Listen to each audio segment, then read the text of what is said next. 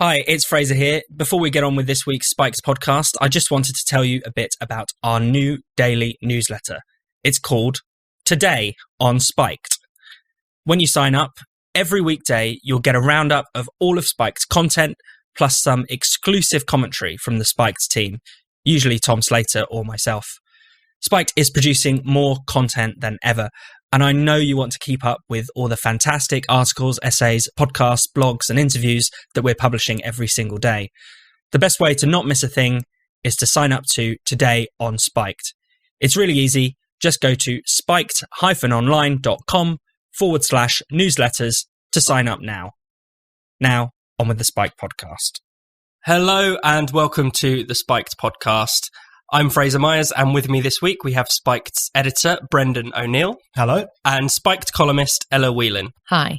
Coming up on the show, the government's race report, the Batley grammar cartoon controversy, and vaccine passports. The report found no evidence of institutional racism. At the moment, people are just going around declaring institutional racism. And what they've done, they've devalued the term. I find some of the language used by this report appalling. You know, the idea that it's in our heads denies the lived experience. I think this report actually takes us backwards in the debate on race. The government's long-awaited review into racism was published this week.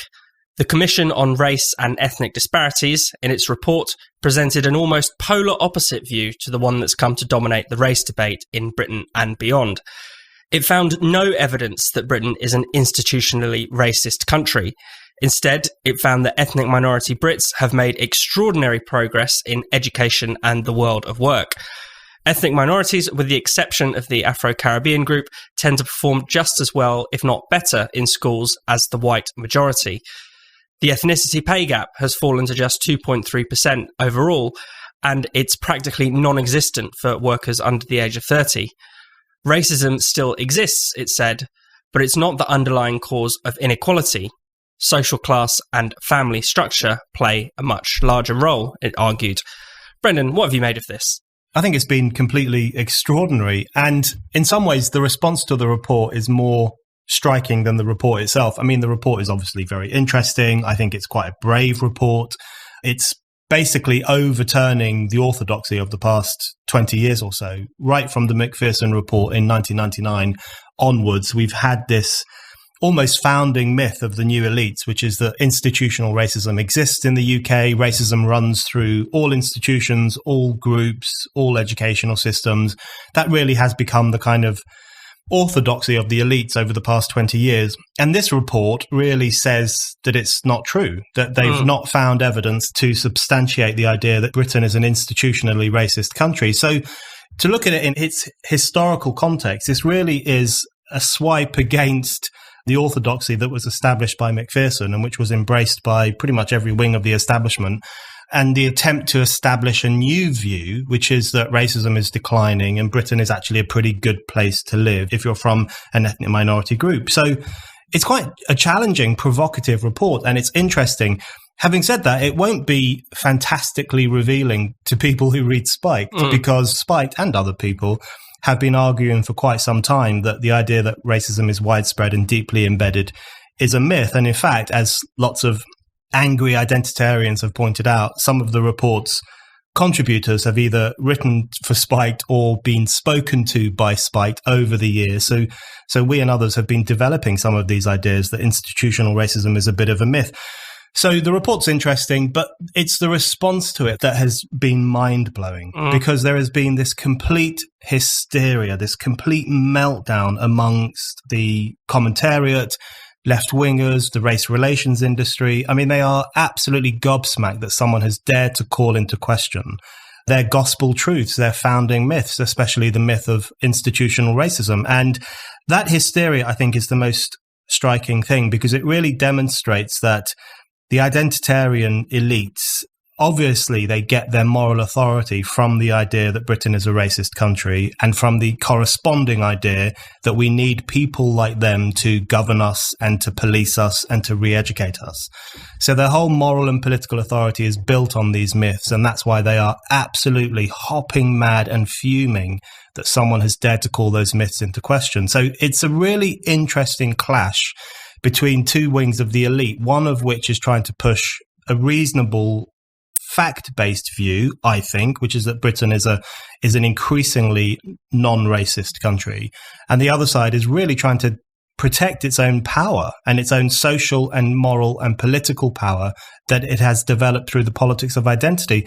The problem with that hysterical side of the discussion is that in order to maintain their power, they must continually propagate the idea that this is a horrible, disgusting country full of horrible, disgusting people. And what they're essentially saying is to the government is, how dare you imply that British people are nice? How dare you imply that Britain is a nice country? What kind of madman are you to say such a thing? So they are deeply invested in the idea that this is a racist country.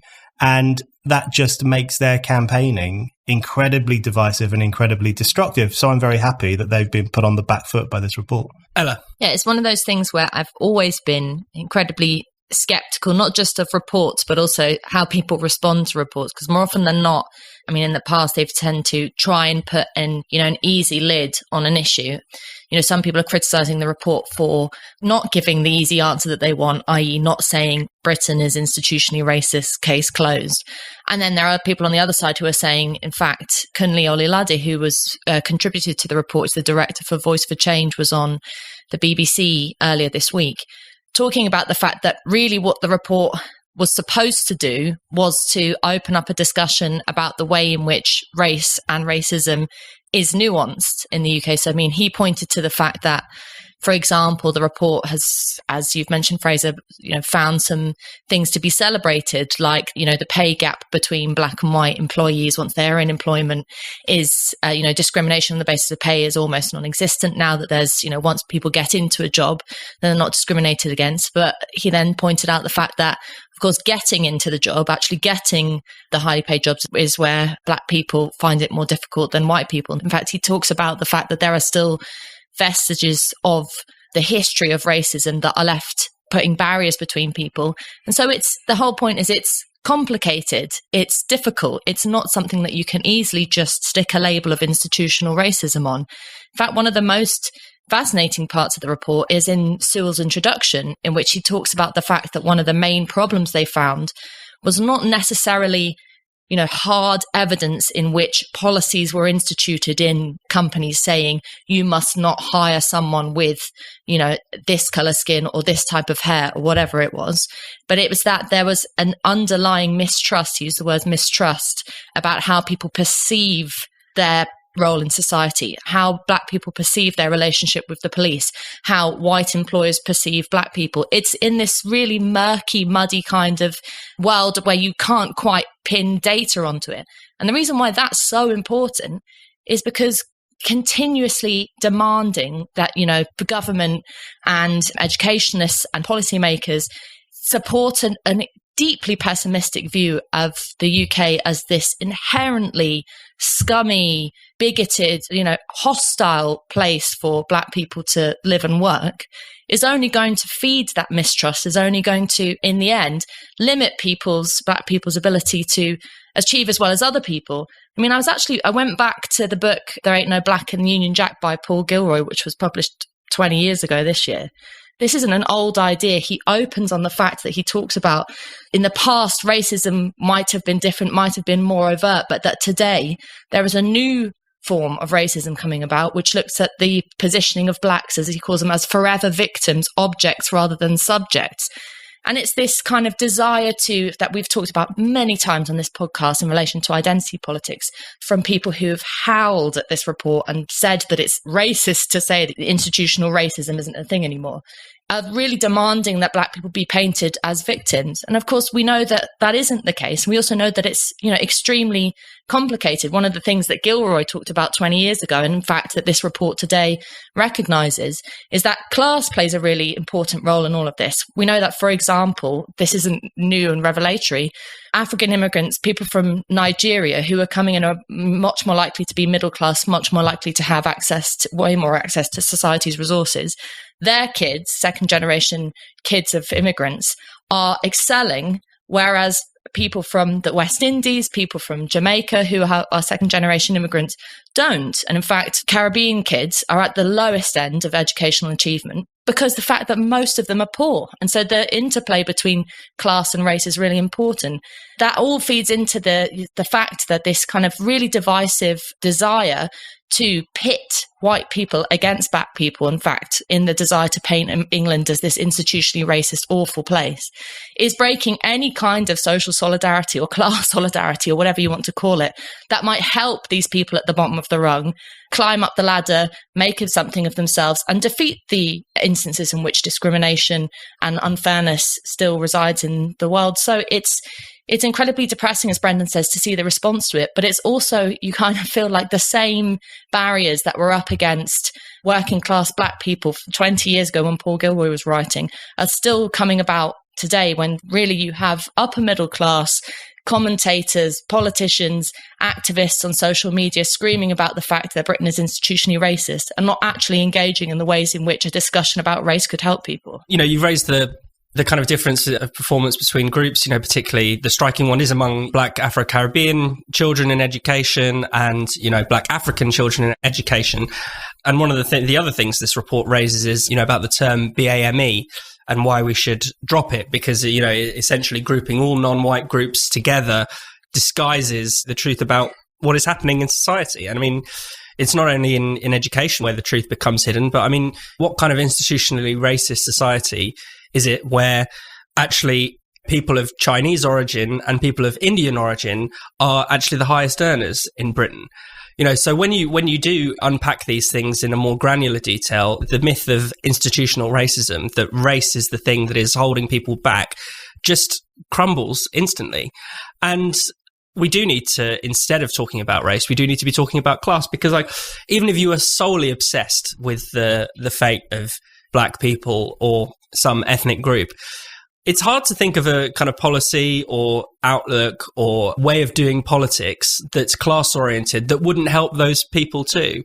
What's very strange is the way that we have, you know, developed, and this is actually something the report alludes to, is that we seem to have developed almost different policies for different groups. This kind of multicultural approach has been very divisive and very damaging. And, you know, we should learn if something works for one group, there's no reason why it can't work for another, because at the end of the day, we are all British essentially, especially if we're talking about, you know, people growing up here, people going through the British school system. So I'm really pleased with the report in that sense, that it puts a flag in the ground that says, you know, this is a nice starting point from where the race debate should go from, and looking towards kind of equality for all.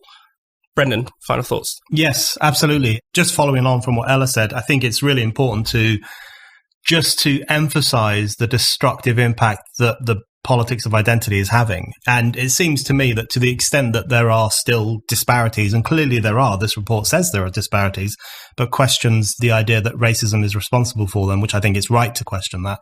But to the extent to which there are disparities, I mean, there are numerous reasons for that. It could be a historical hangover. It could be down to cultural phenomenon, which is what the report focuses on to a large extent.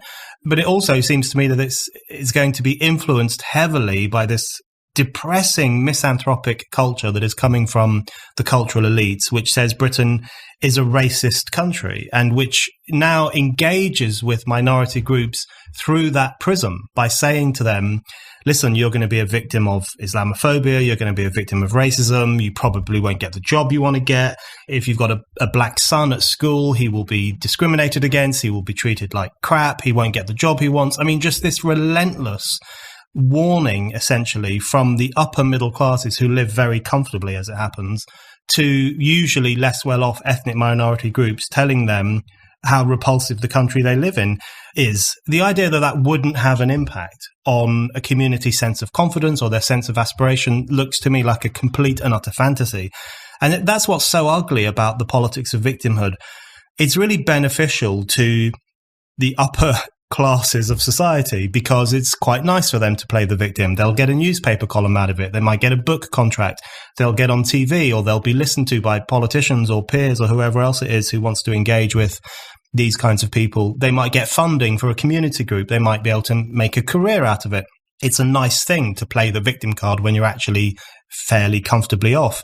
But for less well-off people, playing the victim card's not an option. They need autonomy, they need solidarity, they need collectivity, they need confidence because, you know, they need to cut their way through a society which is often quite unforgiving and quite difficult. So the projection of the politics of victimhood from the upper classes onto certain sections of society, certain ethnic minority groups, is such a betrayal of what society more broadly needs, which is social solidarity, a recognition of the problems that we share in common, and, in my view, a massive, massive pushback against the poisonous politics of identity and the way it has sown division and depression in this country. Did you know that some of the world's first written records weren't love poems or epic tales, but receipts from merchants who wanted to keep track of how much they'd sold? Or that Uruk, one of the first planned cities in human history, had zoned districts separating residential from commercial areas? And that a chronology of ancient Egypt, created in the 3rd century BCE, is still used by historians today?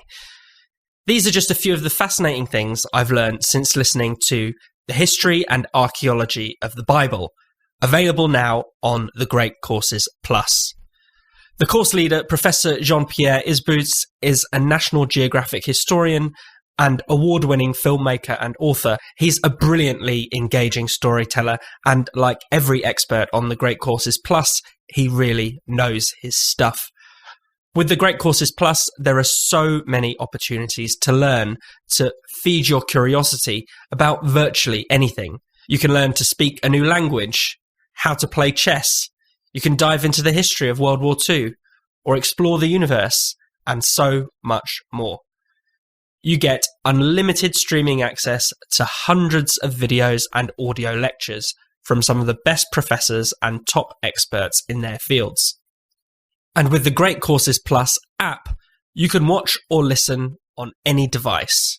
You can learn what you want, when you want to learn it, wherever you are in the world. I want you to try the Great Courses Plus for yourself because I know you're going to love it. So, right now, listeners to the Spikes podcast can get a 14-day free trial with unlimited access. Show your support for our show and sign up now through our special URL, thegreatcoursesplus.com/spiked. Don't wait. Redeem your free trial at thegreatcoursesplus.com/spiked.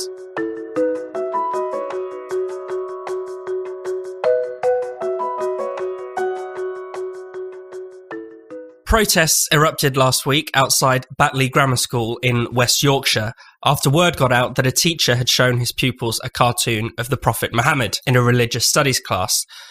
The teacher was suspended by the school, and a crowd has gathered for days outside the gates demanding his full dismissal, some even demanding his arrest. The teacher now lives in hiding. He has police protection and he fears for his life. Most striking is how few people have come to his defence. His local MP at first congratulated the school for suspending him. The teaching unions have been largely silent, as has civil society more broadly. Brendan, what do you think of this episode? I think it's absolutely horrifying, genuinely horrifying. The fact that a teacher, a young teacher by all accounts, although of course we're not going to name him or anything like that, a young teacher in hiding, fearing for his life, simply because he showed an illustration of Muhammad to his kids in a religious studies context. I mean, it's just horrific to even think about. And if you read, the Daily Mail published an interview with the teacher's father, who said that his son is devastated and crushed and sees no future for himself in Batley, is worried for his life. Really distressing stuff to read, and all because he was doing what a teacher is supposed to do, which is teaching his kids to think critically about controversial issues. It's absolutely horrifying. What's most shocking is not necessarily the protesters themselves. I mean, these are religious reactionaries, kind of unpleasant people. You wouldn't expect much more from them than to stand outside a school and disrupt people's lives and make a complete fool of themselves in front of the national media. That's what those people do. What is more shocking than that is the way in which the school very swiftly suspended the teacher. As you say, Fraser, the local MP did not stand by him. Politicians have not made much of a fuss. The supposedly liberal commentariat has looked in the other direction. They don't want to talk about it. They've just abandoned him. They've thrown him to the wolves. They've left him to fend for himself because nobody wants to be seen to be supposedly Islamophobic. No one wants to be seen defending freedom of speech for anything that is seen as being even remotely critical of Islam. So that liberal, yellow-bellied, abject cowardice that has been displayed by various institutions, including, of course, the teachers' unions, that's the most shocking thing here, where they've just left this man alone and not come to his defense. The end result of that, of course, is that it inflames the mob, because the mob gets a very clear sense that it can push further and push harder and demand tougher measures against people who dare to offend Islam. So the cowardice of the elites, I think, inflames the intolerance of the mob. And you have this ugly, unholy marriage between lily-livered sections of the establishment and reactionary elements in certain communities. The end result of that, as we wrote about on Spike this week, the end result is that a teacher is living in fear for his life, and teachers across the country will now think twice before having a free, honest, open discussion about Islam and related issues in their classrooms. So this is a complete disaster for education and for freedom of speech. It's always worth thinking about, who did the liberal intelligentsia or the political elite think they're protecting by siding with this fundamentalist mob? Because what I find really, really disturbing is the way that these complete lunatics, frankly, reactionary religious lunatics, are basically being equated with the voice of ordinary Muslims. Now, I don't doubt for a second that, your average Muslim bristles a little bit at the prospect of a quite nasty cartoon about the Prophet Muhammad, in the same way that a Catholic will not like the image of Piss Christ or something like that. Someone even complained to me about my column on Tony Blair for having a pop at Jesus. But that doesn't mean that they would want that, those people to be sacked or drummed out of public life or arrested or anything like that. So it is really disturbing. The people who think that they're guarding against Islamophobia and anti-Muslim bigotry are equating, what a pretty normal bunch of people in this country with the most vile reactionary segment of that society. And that seems to be one of the most dangerous kind of products of, what we call multiculturalism, where you have these kind of self-appointed community leaders. Certainly there was a local imam on the scene in Batley to make a display of himself and to complain about what was going on. One other aspect of their complaints, which was really, really fascinating, was the kind of language that they used. None of them were quoting the Quran or saying explicitly that this is blasphemy, even though we know that that was what was the heart of their complaint. They spoke about it as a safeguarding issue, that this is harmful to children, it will weaken their self-esteem. And it's very, very funny and scary the way that essentially sort of religious extremists have managed to kind of appropriate the language of sort of this kind of woke, sort of technocratic, managerial style of politics to their own end. And, I suppose fair play to them, because they know they can get away with it. Obviously, we have to take a stand against this stuff, but, they know that this is how our system works. This is the weakness in our system, and they're able to exploit it.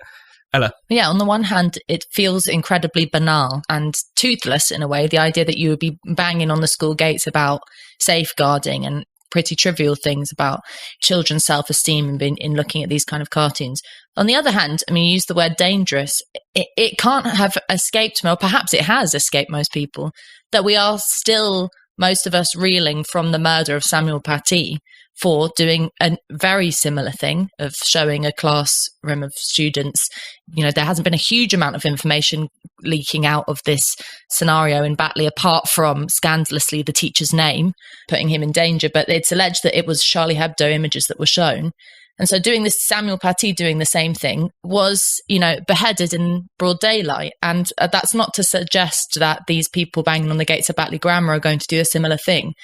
But the fact that the school essentially, the employer, someone who's meant to protect their staff member, essentially shafted him and then failed to either physically or emotionally or, financially protect him from any of this, from the onslaught of attacks he's had, is absolutely scandalous. And, it's been really awful to hear how upset he is. And if I were him, I would be really shitting myself, because not just for my own personal safety, but also because the cowardice, as Brendan has said, surrounding this issue and the lack of people coming forward to support him has been really, really shocking.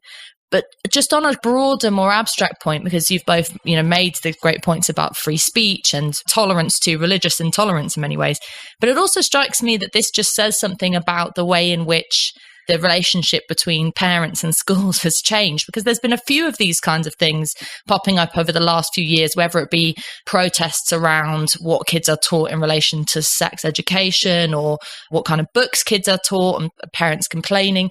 And the fact that, part of the group outside Batley Grammar aren't, as you said, aren't parents. There's like local imams or people who've got a gripe and want to get involved in this protest. But some of them are parents. And the kind of suggestion is that the school's authority to be able to maintain some sense of being in control of the curriculum, making a decision about what children in the British educational system get taught, having some kind of separate control over the way in which children are educated outside of the home, outside of the remit of parental authority, has just completely broken down. And in fact, the head teacher of Batley Grammar is the most guilty of that, because he's almost, it seems like, without question, without consideration, has just caved immediately, and not only said that this teacher is suspended, but suspending that particular class and reviewing the curriculum for it. There's no defense of the idea that actually, rather than this very small group of parents who have complained, that the school might know better what is an appropriate thing to teach the kids, and that actually in a decade in which we've had a rise of Islamist attacks against the magazine Charlie Hebdo for allegedly blaspheming, it might be relevant in a religious studies class to talk about this issue, whether or not it does or doesn't hurt people's feelings. Even the sense that you, living in a largely secular society, that children who have religious faith should be treated with respect, but should also be open to the fact that there is a large possibility that once they leave school, their very dearly held beliefs are going to be mocked, are going to be ridiculed, are going to be made shit of. And that's life. Having these kinds of discussions in the classroom can actually be, sorry to use the term, a safe space where under the remit of a good teacher, that kids can work through these kinds of ideas. And this is what education is meant to be about in part, isn't it? It's meant to be about preparing kids for dealing with real life. It has to be mentioned that the heroes in all of this, surprisingly, or perhaps unsurprisingly, are the kids themselves, because there was that petition that was circulated allegedly by a Batley Grammar School kid. It's now got thousands of signatures, essentially saying what you wish any number of the adults involved in this scandal would have said, which is that we know our teacher, we're really upset that he's been treated like this, he's not a racist, and most importantly, the best line of the petition is where the students said, we think that some of the images in the Charlie Hebdo magazines and depictions of Muhammad in this way are racist, but we're not afraid of talking about that. What we want to talk about is the fact that beating racism will never happen in a world in which you shy away from dealing with difficult issues. And so, the fact that it's taking kids to have the courage to take the right political stance in this, rather than the teachers or their parents or politicians or commentators, tells you a lot about the state that we're in. Absolutely. Brendan? I really like that petition too. I thought the kids are stepping into the moral vacuum left by the cowardly adults of the world, and that's the problem here. I think on this issue, I think we do really have to get to grips with how serious it is, because it does look ridiculous, and it can be tempted to be lulled into a sense of its ridiculousness when you see these blokes, lots of them are young men in their 20s, outside the school gates shouting their heads off because they're so offended. It is kind of pathetic. Over a cartoon. It is so tragic and pathetic. So you kind of want to laugh, but it is also very serious. And of course, you can understand that people will feel offended when their deeply held religious beliefs are called into question, although I was brought up a Catholic and I think Piss Christ is a wonderful work of art. I know that will be very controversial to our Christian listeners, but it is possible to appreciate these things at a level that is removed. It is possible to see the Charlie Hebdo cartoons, not necessarily as wonderful pieces of art, but as necessary forms of provocation in a society in which we're increasingly told that it is racist to criticize a particular religion, that it is unacceptable to make fun of Muhammad, that you can be arrested in some cases for making fun of Islam or making fun of Muhammad. In that kind of world, I think Charlie Hebdo plays an incredibly important role, and satire plays an incredibly important role too. But it's very serious. We have a situation where a teacher is in hiding, fearing for his life, for showing kids an image of a 7th century prophet. That is simply completely and utterly unacceptable in the 21st century. And anyone who is failing to say it's unacceptable, I'm afraid they've kind of sold their souls to the devil and are failing in their duty to defend the freedom of every citizen in society to think and say what they want. You're listening to the Spiked podcast. This podcast, like all of Spike's content, is free. There's no paywalls or no paid subscriptions. We rely on the support of our loyal listeners and readers like yourself to keep producing our groundbreaking podcasts, interviews, articles, essays, and more. So, if you're a regular listener to our show, please do consider donating to Spiked, or even better, becoming a regular donor. Even £5 per month can make an enormous difference. To start your regular donation today, just go to spiked-online.com and click the red donate button in the top right corner. That's spiked-online.com and the red donate button in the top right corner. Now, back to the Spike podcast.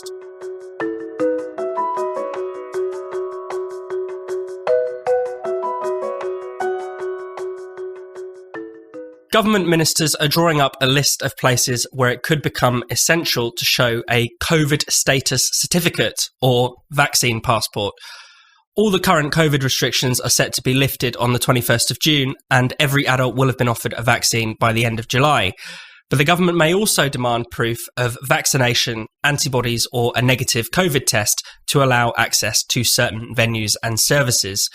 Despite repeated and quite strong denials from ministers, Michael Gove is expected to announce the scheme on Monday.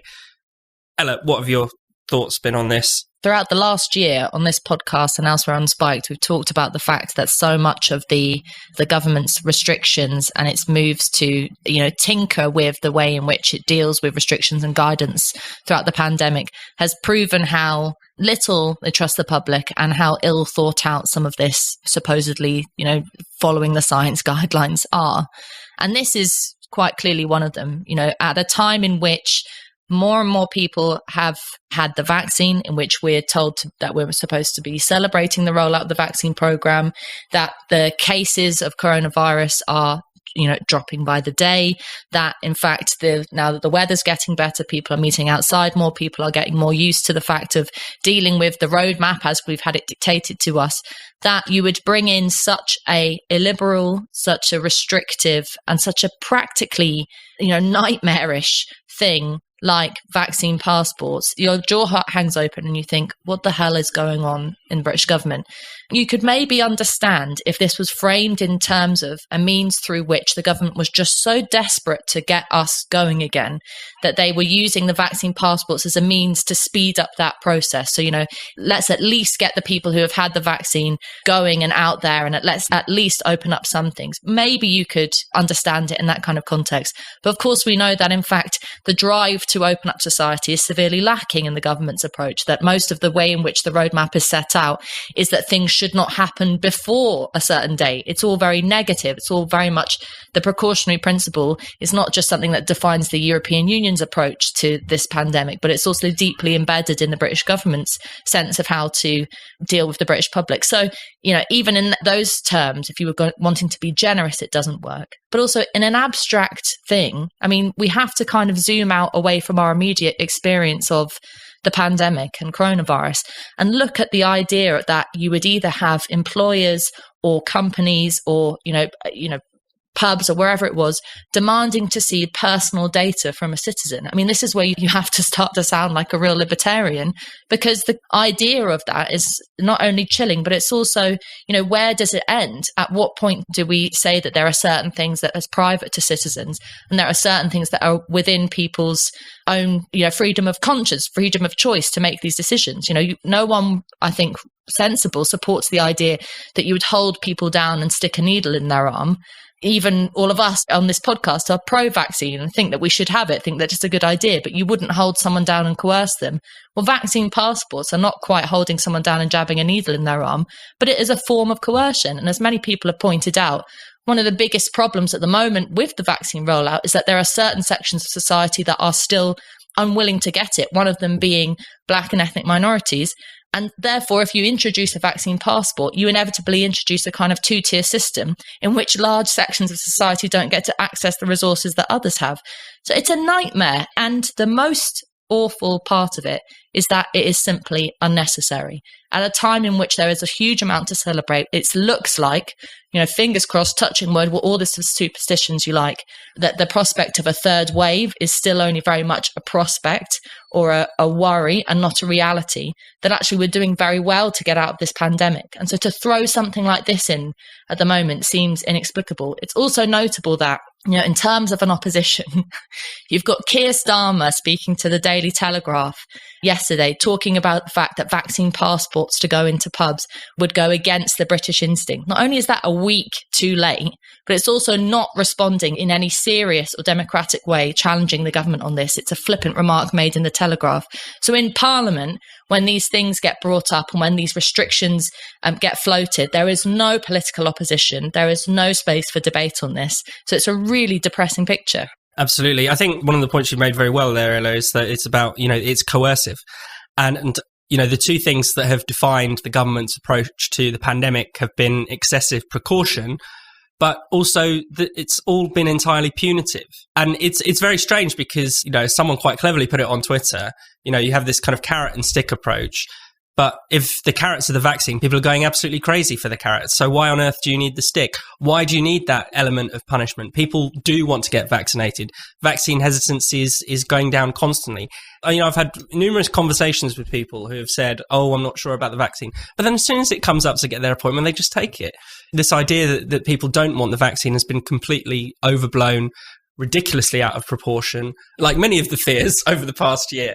It's addressing a problem that doesn't exist, but unfortunately the government's instincts are very authoritarian. They are to say, well, we can't trust people to do the right thing. We have to essentially punish them for doing the wrong thing with ridiculous fines. Had the fine recently for £5,000 for trying to leave the country without a reasonable excuse.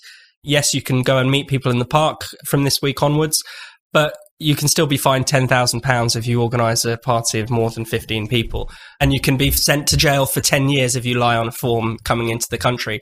So we need to absolutely stand up to this just punitive aspect to the way of dealing with the pandemic, because that actually, throughout this year has been a missed opportunity for solidarity, a missed opportunity to encourage people, to volunteer in hospitals, in helping people shield.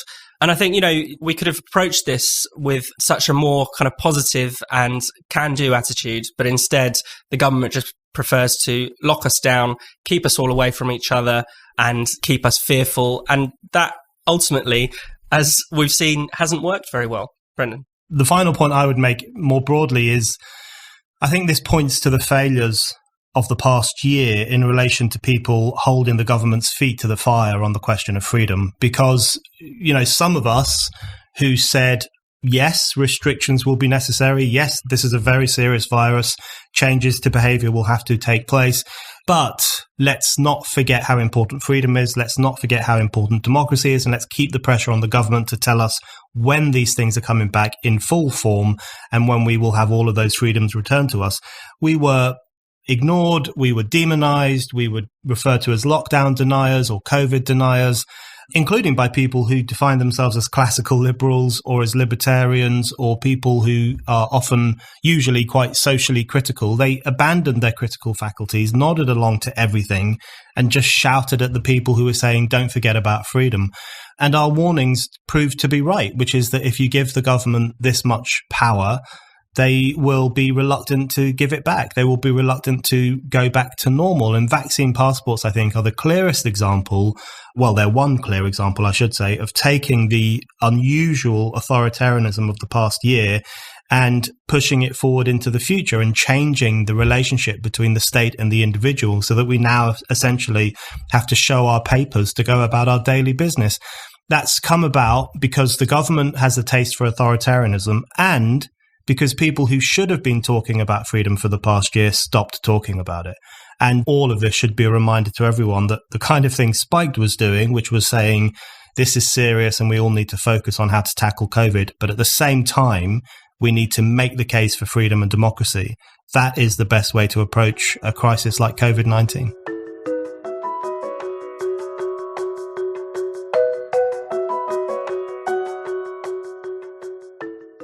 Thank you for listening to the Spiked podcast.